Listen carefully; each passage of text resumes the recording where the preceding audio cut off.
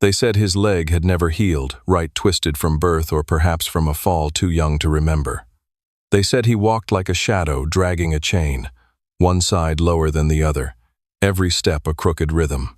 They called him Jonas, though most on the Hollow Oaks plantation whispered another name, the Crooked Man. No one remembered when he'd arrived. Some claimed he'd been bought from a trader off the coast. Others swore he'd come walking out of the swamp one night, half-starved and barefoot, with only a strange wooden cane carved from cypress. What was certain was this. Though he limped, though one leg was twisted and his back bent like a question mark, Jonas was no ordinary slave. He spoke little, worked quietly, never begged, never smiled. But when he looked at someone, they felt as though he saw straight through them, not just their face, but the rot beneath. Even Master Rutledge, a man who'd owned over 200 souls and broken twice as many, didn't meet Jonas's eyes for long. The year was 1839. The summer had burned everything to dust. Crops withered, tempers flared, and the air felt thick with something that wasn't just heat. It was dread, a kind of waiting.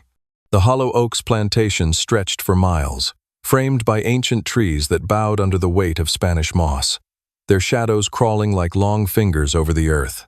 The slaves whispered that the trees remembered, that every hanging limb had once held a man. Jonas worked mostly at the edge of the swamp, far from the main house. The overseer, Cole Harker, had decided he wasn't fit for field labor. "That leg's a curse," Harker often said with a laugh. "Can't whip a man who already walks like he's half dead." But Jonas didn't seem to mind. He gathered moss, tended the hog pens, and sometimes fixed tools with a precision that made others stare. His hands were clever scarred, yes, but steady, and he could mend almost anything. He lived in a small hut near the cypress grove, a place even snakes avoided, and when night fell, light sometimes flickered from inside a single candle burning long after curfew, casting strange shapes against the walls. The others said he was making things, little carvings from wood and bone, figures shaped like people, like animals. No one ever saw him sell or trade them. They just appeared, left at doorsteps, hung in trees, buried near graves. The slaves began to believe they were charms, protectors, maybe, or warnings. And then the accidents began. The overseer's horse threw him, breaking his arm clean through.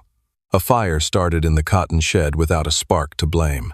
And one morning, old Sam, the cruelest of the drivers, was found face down in the mud. Eyes open. No wound, no mark. Dead. The only thing near him was one of Jonas's carvings, a small wooden man with a bent leg. When word reached Master Rutledge, his fury was volcanic. He stormed to the quarters, riding hard, the whip coiled at his side. "Where is he?" he roared. "Where's that crippled conjure bastard?" No one answered. He found Jonas behind his hut, crouched near the swamp's edge, stirring the mud with his cane. Rutledge spat on the ground. "You think your twisted little tricks frighten me?" Jonas didn't look up. "They frightened somebody," he murmured. That answer, quiet as it was, froze the air between them. Rutledge stepped closer, sneer curling his lips. "You forget your place, boy. I own you, body and soul." Jonas finally turned his head. His eyes caught the fading sunlight, not bright, not cruel, but deep. Endless. "No, master," he said softly. "You bought my body. My soul ain't for sale." The silence that followed felt heavy enough to choke the cicadas. Rutledge struck him across the face with the handle of his whip, the blow sharp and wet. Jonas fell sideways, catching himself with his cane. Blood ran from his lip. He didn't cry out. He didn't beg. Rutledge raised the whip again, but something stopped him. For the first time in years, his hand trembled. He saw something in Jonas's eyes, something not human. A stillness too calm, too knowing. And then, from deep within the swamp, something moved. A sound like whispering leaves, like breath drawn from the dark. Rutledge hesitated. The whip hung limp. Jonas smiled, then small, slow, tired. "You hear it too," he said. "That's the sound of old things remembering."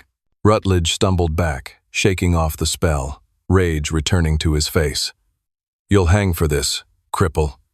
You and your cursed tricks." Jonas wiped the blood from his mouth. "Then hang me," he said, voice like gravel. "But don't think the rope will hold." That night, Rutledge ordered him chained in the barn until dawn. But by morning, the chains were empty, the door still locked from the outside. Only his cane remained standing upright in the dirt, balanced perfectly on its tip. From that day forward, Hollow Oaks was never quiet again. Animals refused to cross the yard. The wind moved in strange directions. And in the stillest hours before dawn, the slaves said they could hear a dragging step outside their windows, slow, uneven, but coming closer. Some said Jonas had fled. Others said he'd gone into the swamp and never come back. But Master Rutledge, he knew better, because every night, when sleep finally took him, he dreamed of a crooked man standing by his bed, one hand on a cane, the other holding something carved from bone. And every morning, when he woke, that same bone figure sat on his nightstand, its leg twisted, its mouth curved into a smile that wasn't kind. The crippled slave was gone, but his fear, his promise, had just begun to walk. The mornings on the Middleton plantation began with the low hum of chains and the distant cry of birds. Mist lingered between the cypress trunks, wrapping the land in a gauzy veil that softened the violence beneath it. Men and women rose before dawn, their backs bent, their eyes heavy with the weight of endless days. Yet, among them moved one figure, unlike the rest, Josiah, the crippled slave, dragging one leg behind him like a shadow that refused to be shaken off. The other slaves spoke of him in hushed tones. Some said he'd once been a strong man, the kind that could split oak with a single swing. Others claimed he was born twisted, his right leg shriveled from the curse of a conjure woman who foresaw that he'd bring ruin to every master who tried to own him. Whatever the truth, Josiah carried himself with a quiet defiance that unsettled even those who pitied him. He worked slower than most, but never with carelessness. When the overseer barked, Josiah didn't flinch. When the whip cracked nearby, his eyes stayed fixed on the earth. It was not pride, it was something older, colder. The overseer, Harlan, called it insolence. But the mistress, Evelyn Middleton, saw something else when she looked at him. Intelligence. Evelyn was a woman unaccustomed to discomfort. Born to Charleston finery, she had married into the Middleton estate when it was still thriving, before her husband's debts began to pile up like autumn leaves. Her husband, Charles, was a man of fading pride and fading health, a cough that rattled like dry corn husks, hands that trembled when he drank too much whiskey. And lately, she had noticed how Josiah's name crept into conversations when Charles wasn't around. Rumor had it that Josiah had once saved Charles's life, pulled him from a burning shed years ago when lightning struck one humid summer night. But Charles never spoke of it. Instead, he'd had Josiah punished for disobedience the following week. Evelyn never understood why, until, one evening, she overheard something through the cracked parlor door that changed how she looked at both men forever.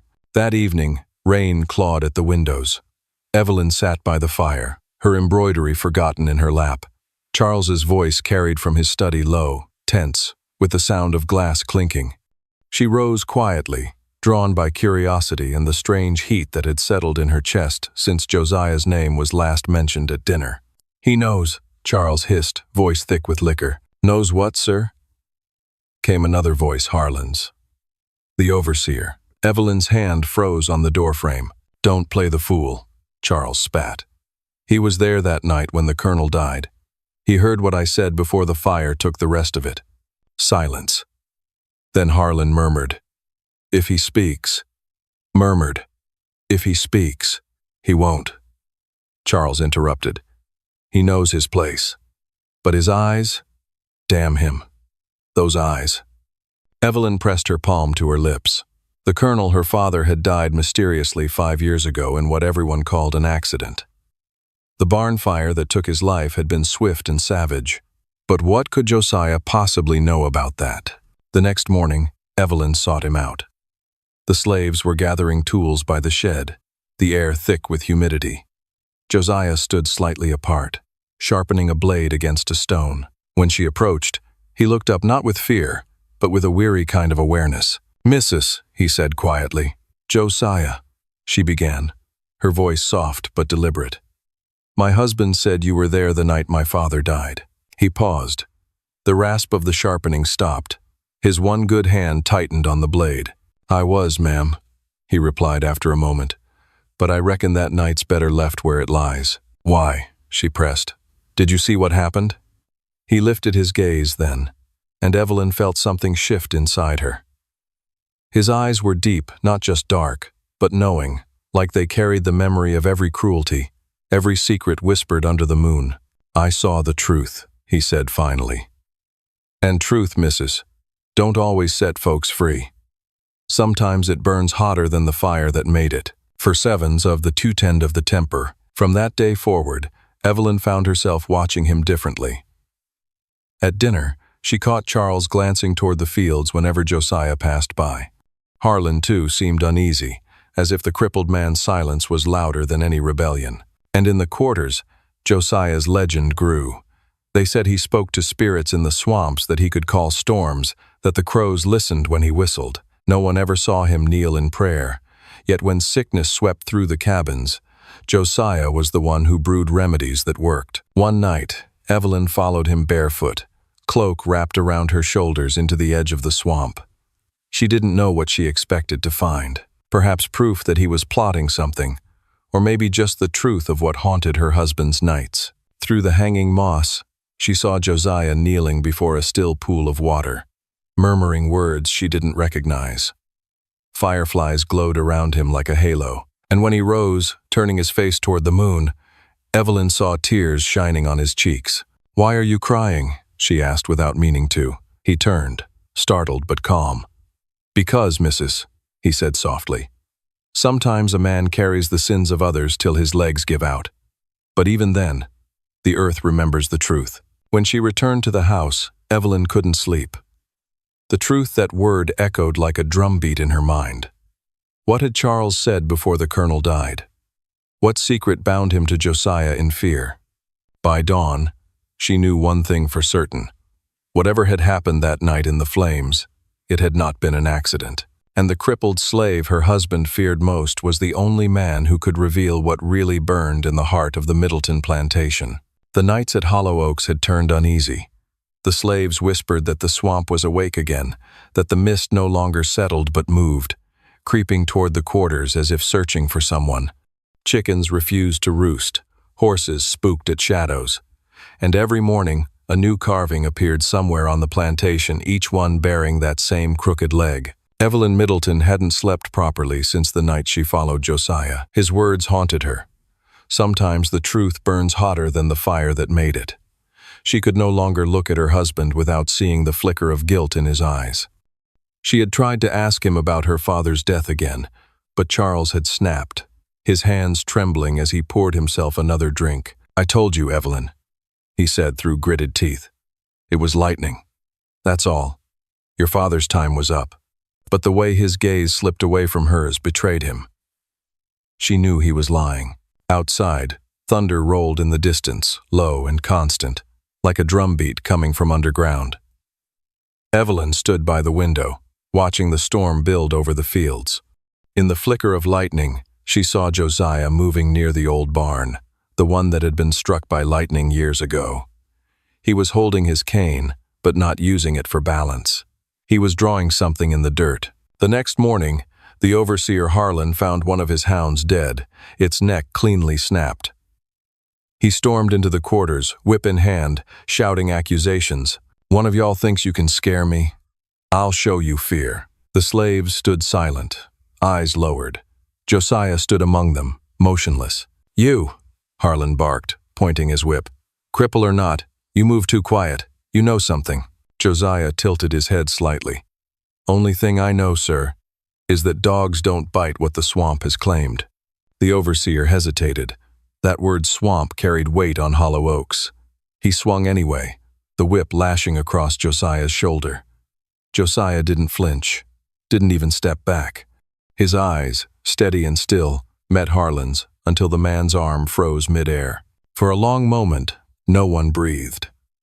Then Harlan turned sharply and stalked off, muttering curses, though his hand shook as he coiled the whip. That night, Another carving appeared, a dog, carved from ash wood, lying on its side with its neck bent. Meanwhile, Evelyn's curiosity became obsession. She began to read through her late father's papers, locked away in the attic chest. Among them, she found a letter dated weeks before his death written to Charles. "If you mean to settle the matter with Josiah, do it before the next moon. He knows too much, and he's not like the others. He remembers." Her pulse quickened. What had her father meant by that? What matter needed to be settled? Evelyn pressed the letter to her chest. The handwriting was unmistakable. Her father had feared Josiah, or at least what he represented. And now her husband feared him too. The next day, she called for Josiah under the pretense of needing help repairing a window shutter. He arrived at the veranda quietly, hat in hand. "You've been here a long time," she said, watching him work. "You knew my father?" He paused, then nodded. "I did, Mrs. Long before the fire." She took a breath. "Tell me what happened that night." "And done." "Chaz." "And done. Tell me what happened that night. Tell me what happened. Tell me what happened. Tell me what happened. Tell me what happened. Tell me what happened. Tell me what happened. Tell me what happened. Tell me what happened." Josiah leaned his cane against the railing and looked out toward the cypress grove. "Some truths don't belong to daylight," he said. "But since the night's been stirring, maybe it's time you heard a piece of it." He told her how her father had caught Charles stealing from the estate, selling barrels of cotton to smugglers off the coast. When confronted, Charles had begged forgiveness. The colonel had refused, threatening to expose him. A fight broke out. The lantern fell. "The fire wasn't no accident," Josiah said, voice low. "Your husband lit it trying to cover what he'd done, but he didn't know your father was still inside when the roof came down."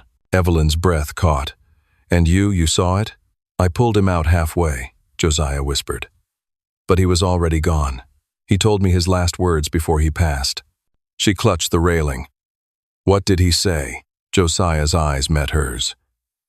He said, "Tell her the devil she married will one day choke on his own lies." Lightning flashed across the sky as if to underline the words. Evelyn's hand trembled against her lips. For the first time, the pieces fit. Her husband's fear of Josiah wasn't superstition, it was guilt made flesh. That evening, as she prepared for bed, Evelyn found another carving placed neatly on her dresser. A small figure of a man holding a lantern, flames carved around his feet. She didn't know who had left it, but she knew its meaning. Somewhere outside, a storm was rising, and with it, the truth Josiah had been carrying for years was ready to set the entire plantation alight again, not with fire, but with reckoning. The storm that had threatened for days finally broke. Rain poured down on Hollow Oaks as if the heavens themselves were trying to wash away its sins. The plantation workers huddled in their cabins, whispering prayers to drown out the thunder. But even the sound of the storm couldn't silence the fear that had begun to coil through every heart. Fear not of the weather, but of what was coming. Evelyn Middleton stood at her bedroom window, watching lightning rake across the sky. Each flash illuminated the fields below the cane rows, swaying like black waves, and, for a moment, the crooked outline of a man standing by the cypress grove. She knew who it was. Josiah. He stood motionless in the rain, his cane planted in the mud, his shoulders lifted like a man listening to voices only he could hear. Evelyn's heart ached with a strange mix of dread and awe. She knew now that her husband's sins had birthed this storm, that everything from the dead hound to the carvings had been warnings. And yet, she also knew Josiah hadn't meant to destroy anyone who didn't deserve it. His wrath was precise, righteous, sharpened by years of silence. That night, she waited until Charles fell into his drunken sleep, then slipped on her cloak and crept down the stairs. The rain soaked her instantly as she made her way across the yard to the grove. Josiah turned when he heard her coming. "You shouldn't be out here, missus," he said softly. "I can't stay in that house anymore," she replied, breath trembling. "It's built on lies, on my father's blood." He nodded slowly. "I reckon you know the truth now." "Yes," she said, "but I don't understand why you stayed. Why didn't you leave after the fire?" Josiah looked down at his crooked leg. Because some debts can't be run from. The colonel saved me once, kept me from being sold when I was young. Said I owed him a lifetime. I aimed to pay it back. Evelyn frowned. By haunting his killer? By making sure he never forgot what he did, Josiah said. Guilt's a rope, missus. It tightens slow, but sure. The wind moaned through the trees, and for a long moment neither of them spoke. Then Evelyn said, "He's going to come for you. Harlan, too. They won't stop until they think you're gone for good." Josiah's eyes lifted to hers, calm, steady, unafraid. "Then it's time I stop running and let them find what they've been looking for." By dawn, the rain had eased into a thick mist. Charles awoke to find a note on the dresser, Evelyn's delicate handwriting smeared by tears. "You lied to me. I know everything. I am not your prisoner, and I will not be your accomplice. E." He crushed the paper in his fist, fury breaking through the hangover's haze. "Harlan," he roared, staggering from the room. "Get the men. We'll drag that cripple from whatever hole he's hiding in." The search began at sunrise. They combed through the fields, the cabins, the barns. The slaves worked in terrified silence, pretending not to see. When they reached the swamp, the dogs balked, whining, tails between their legs. Harlan cursed and struck one across the snout, but even he hesitated before stepping into the fog. They found Josiah standing waist-deep in the water, cane in one hand, a small wooden figure in the other. "Well, look what we got here," Harlan sneered. "You been playing witch doctor again, cripple?" Josiah's voice came out low and even. "Ain't no witch doctor, just a man keeping promises." Charles stepped forward, rain dripping from his hat brim. "You should have died with that fire," he hissed. Josiah's gaze flicked toward him. "Fire didn't want me. Said my work wasn't done." The overseer raised his pistol. "You're done now." Before he could fire, lightning cracked overhead so close it blinded them all. The thunder hit a heartbeat later, shaking the ground. When their vision cleared, Josiah was gone. The swamp water rippled where he'd stood, but there was no sign of him. "Find him!" Charles shouted, voice breaking. "Find him, now!" They searched for hours, but all they found was Josiah's cane standing upright in the mud, balanced perfectly, the same as the morning he'd vanished years ago. By evening, the plantation was quiet again. Too quiet. Evelyn returned at dusk, drenched and trembling. The servants stared at her as she walked through the front doors, her dress torn and her hair plastered to her face. "Where is he?" she demanded. Charles looked up from the parlor, his eyes wild. "Gone," he rasped. "The devil's gone back to the swamp." But even as he spoke, the lights flickered. A sudden wind swept through the room, though no window was open. The fire in the hearth sputtered, then flared high, burning white. And for an instant, in the heart of the flame, Evelyn thought she saw a man's shadow limping forward. Charles stumbled back, pale. The fire roared louder, crackling with a voice like distant laughter. Evelyn whispered, "You can't kill what guilt has already buried." 2. Then the flames collapsed into embers, leaving the room in cold silence. Outside, the mist parted. For a moment, a crooked figure could be seen walking along the tree line, moving toward the swamp, slow, steady, unbroken. The slaves who saw it that night would later swear that the crippled man didn't limp anymore. Id 2, 8373, Variant, Standard, Title, Chapter 5, The Curse of Hollow Oaks. The next morning dawned gray and swollen, the kind of light that seemed to hold its breath. Hollow Oaks stood silent, except for the crows that gathered on the fences, dozens of them, watching. The air reeked of rain and smoke, though no fires had been lit since the night before. Charles Middleton sat slumped in his chair in the parlor, face gaunt, eyes rimmed red. He hadn't slept. Every sound made him flinch: the groan of the house, the flutter of wings outside, even the creak of his own floorboards. He'd sent word to the neighboring estates that a runaway was loose, offering a bounty for Josiah's capture. Yet deep down, he knew no man would find him. Josiah wasn't hiding anymore. Evelyn moved about the house quietly, her face pale but her composure unbroken. Something in her had changed. Fear had hardened into clarity, guilt into purpose. She said little to her husband, though when she did speak, it was only to say, "You cannot bury the truth, Charles. You tried once. The ground refused to take it," he snarled. "You think this is your fault? That cripple bewitched you all." "He didn't bewitch me," she said softly. "He opened my eyes." By noon, word spread that 2 of the overseer's men had vanished near the swamp. Their horses came back riderless, eyes rolling white with terror. Harlan cursed and gathered a new search party, though his own hands trembled as he loaded his rifle. "Devil's tricks," he muttered. "That cripple's been conjuring things again. I'll put a bullet through his cursed heart." Evelyn heard him from the veranda. "If you go to the swamp," she said coldly, "you'll find nothing but your own reflection." Harlan spat on the ground. "Then maybe it's time we see whose God's stronger, his or mine." He rode out that afternoon with 4 men. The mist swallowed them whole. By sundown, only one returned, a boy barely 16, shaking and half mad. His eyes were wide as moons. "He was waitin'," the boy gasped, "standin' on the water, like it was solid ground." Harlan fired, but the shot, it turned back on him, killed him dead. Charles struck the boy across the face. "Lies. Lies." But Evelyn saw it in the boy's eyes.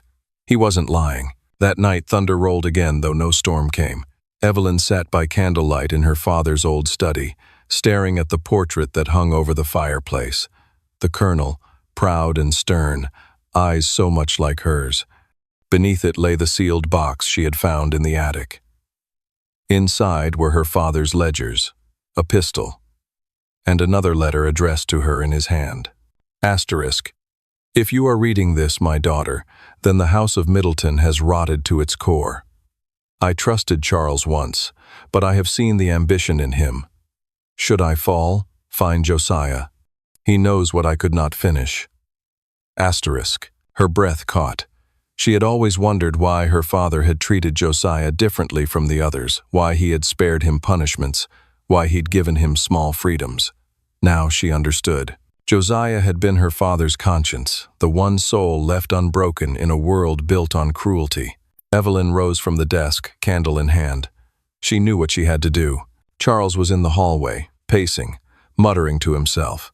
When he saw her, his face twisted. "You did this," he hissed. "You and that demon." "I did nothing," she said. "You lit the fire, you fed it. Josiah only came to show you the ashes." He lunged at her, but she stepped aside. The candle fell, rolling across the floor. For a heartbeat, the flame flared against the wood, a memory of that old fire. Charles froze, eyes locked on the tiny flicker as if seeing a ghost. Then a voice, low, familiar, came from behind him. "Funny thing about fire," it said. "It always comes back round." Charles spun. Standing in the doorway was Josiah, wet, mud-streaked, but alive. His cane was gone. He leaned on nothing now. Evelyn gasped softly but did not move. Charles stumbled backward, his face draining of color. "You're dead. I saw." "You saw what you wanted," Josiah said. "But I ain't done yet." The room seemed to dim around him, the shadows gathering at his feet. His crooked legs straightened as he stepped forward, slow and deliberate. Charles reached for the pistol on the mantel, but his hand shook too violently to aim. "Stay back, devil." Josiah stopped only a few paces away. "You think I came for blood?" he said. "No, master. I came for memory." The pistol fired a deafening crack, but the shot went wide. Josiah didn't flinch. He simply raised his hand, palm open. "The earth remembers," he whispered. Then came the wind, fierce and sudden. The candles blew out. Evelyn screamed. When the lights flickered back, Charles was gone. Only the smell of gunpowder and wet earth lingered. Josiah turned to her, his expression calm, sorrowful. "It's done." Evelyn stepped forward, tears glistening. "What will you do now?" He looked toward the window, where the mist curled like smoke. "Ain't much left for a man like me, 'cept to walk home." And before she could speak again, he stepped into the night. By dawn, the swamp was still. The crows had flown. The air smelled clean for the first time in years. When the servants entered the parlor that morning, they found Charles Middleton's body slumped in his chair, eyes open, face peaceful, as if asleep. Beside him sat one final carving, small and simple, a crooked man standing straight, his cane lying at his feet.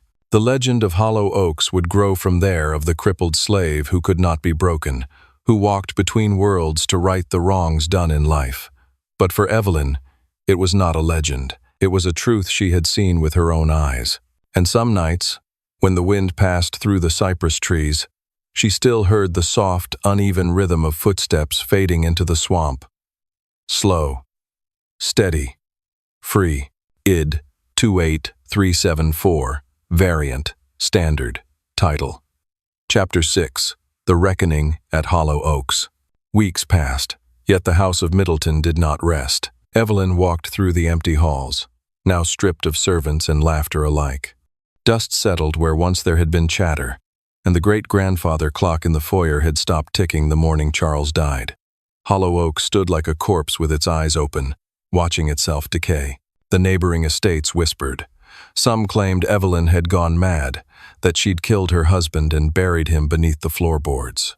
Others said the crippled slave had cursed the land before vanishing into the swamp, taking Middleton's soul with him. Evelyn paid them no mind. She spent her days cataloging the old ledgers, burning the records of sales and births and punishments her family had kept for decades. She told herself it was an act of cleansing, but every time the ink caught fire, she swore she heard faint cries in the smoke. One night, she dreamed of Josiah again. He stood by the tree line, his back to her, the swamp glowing faintly behind him. "You done what needed doin'," he said without turning. But the land remembers more than a man's sins. It remembers his silence too. When she awoke, her pillow was wet with tears and the faint smell of wet earth clung to the sheets. By midsummer, Hollow Oaks had begun to change. The ground near the fields buckled, as if something beneath was pushing upward. The old oak tree, the one Charles had once used for whippings, had split down the middle, its trunk hollowed and blackened. One evening, Evelyn heard knocking at the front door. When she opened it, she found Reverend Holt, the circuit preacher who rode from plantation to plantation. He was a gaunt man, with a gray beard and sharp eyes. "Mrs. Middleton," he greeted, removing his hat. "I came to pray over your land. Word travels fast. They say the Lord's wrath is stirring here." Evelyn looked past him toward the misty fields. "It's not the Lord's wrath that haunts this place, Reverend. It's our own." He frowned. "You speak dangerous words, ma'am." "Truth is always dangerous," she said, and stepped aside. "Come in, if you dare." The Reverend entered, and as he crossed the threshold, the wind outside died completely. The house seemed to breathe, the walls tightening as if listening. He began to pray soft, rhythmic, but as the words filled the air, Evelyn felt a strange pulse beneath the floorboards. The Reverend paused mid-prayer. "You feel it too," she said. The man nodded slowly. "This is no devil's work. This is justice left unfinished." Evelyn swallowed. "Then help me finish it."